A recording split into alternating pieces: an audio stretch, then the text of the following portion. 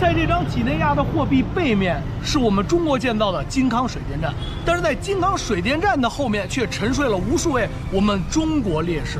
今天我就想去看看这些跟我一样不远万里而来，但却没有能回家的中国人。为了保证我们的安全啊，我们专门请了我们一个大兵保护我们的安全。Hello. May I have your name? Name? Bossy. Bossy. Nice to meet you. Nice to meet you. 还有我们的大林姐。我们的大林姐我们一行4人，现在出发。出发。在遥远的非洲，有着动物的世界、原始的部落、美丽的风景，同时也有着我们中国人辛勤劳动的成果。这是我们穿越非洲的第128天，我们跨越重重险阻，穿越了无法形容的道路，来到了几内亚。但听说早在60年前，就有中国人和我们一样，不远万里来到了这里，并帮助了几内亚的人民修建了水电站。但由于环境恶劣，疾病肆虐，很多人再也没能回到自己的故乡，而是长眠在了这片广袤的非洲土地上。为了找到这些先烈的踪迹，我们踏上了旅途，问遍了所有朋友，没有人知道他们具体葬在哪儿，只知道水电站在一个叫皮塔的地方，300多公里的路程竟然开了整整1天，终于在入夜之前抵达了皮塔。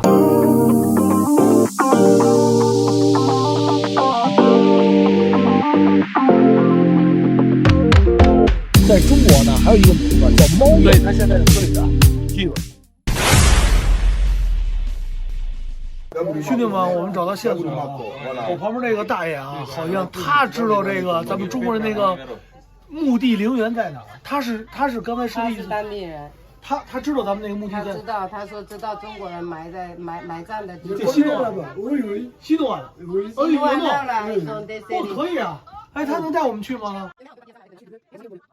可以，他说明天早上可以带我们去。明天早上可以带我们去。明天早上我们什么时候醒呢？什么时候他带我们一起？太幸运了，兄弟们啊！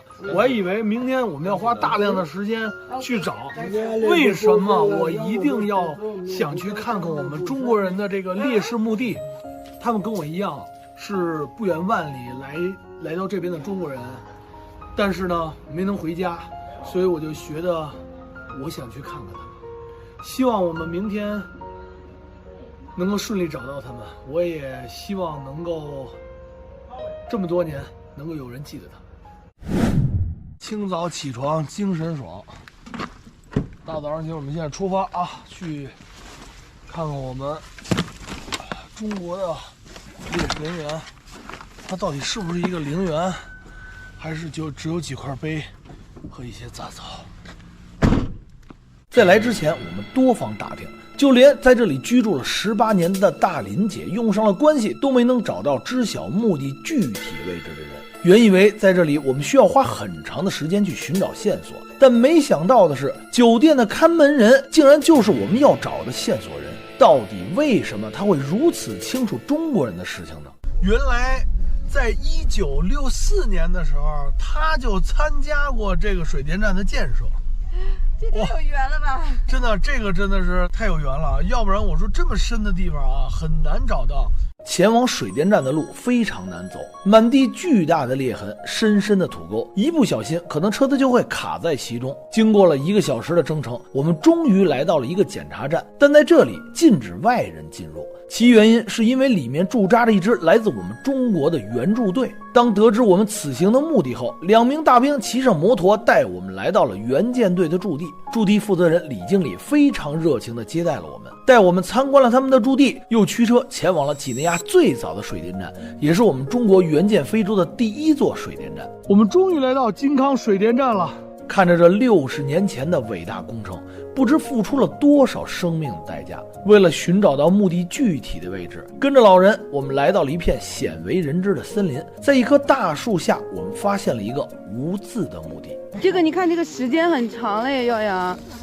这是1960几年的墓，所以你会感觉到它好像苔藓斑斑它也没有名字。你看那个全是苔藓，然后后面是一个很大的一棵树，这个位置还是挺好的。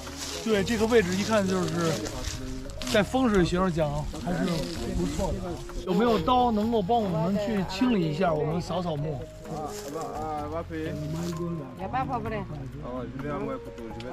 哦，他去找。他这么多年啊，这大哥还记得，他说他小时候就看到他们很多中国人在这工作，就看到他们建立这个墓碑，然后现在这么大岁数了，他还记得。他一直带我们从那边走过来，然后他就直接就奔到这个地方来。这个中国人牺牲在这边的，他看到了是吗？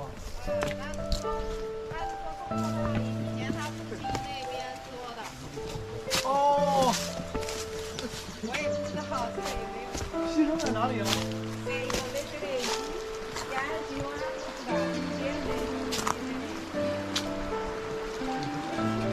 给他拍一下呗啊，就是我们拍的那个大坝。大坝哦，这个大爷呢，他是1954年生人，小时候10几岁的时候就到这边玩，因为他们家村就在后边，然后呢，他就看到中国人都在这儿工作，他每天都来河边玩，每天都来这儿玩。后来他就有一次看到有一个中国人牺牲了，就在前面的电站上，他们就建立了这个墓。要不然他特别准确的说，我知道在哪里。因为这么多年了，他还清晰的记着中国人的墓就在这儿。据当地人说，修建大坝的时候去世的中国人并不是1、2个，他们为了非洲的建设长眠于此，因此在当地教科书中也记载了这些中华儿女建电站的故事。但不知什么原因，墓地只剩下了这一个，而上面也未留下任何人的名字。大兵来了啊，兄弟们！哇，野生的吗？这个看着先辈们的墓地杂草丛生，万物生长，我们决定带着崇敬缅怀的心情帮他们清理一下墓地。可能时间过于久远，墓地过于简单，但这载入史册的光辉却源远流长。兄弟们，我现在在我们中国援助几内亚金康水电站的一处墓地。50年前，我们中国来了很多人，帮助了几内亚，援建了在非洲的第一个水电站——金康水电站。而很多人不远万里来到这里，却没有能够回到我们祖国，他们就埋葬在我身后了。所以今天我们来看看他们。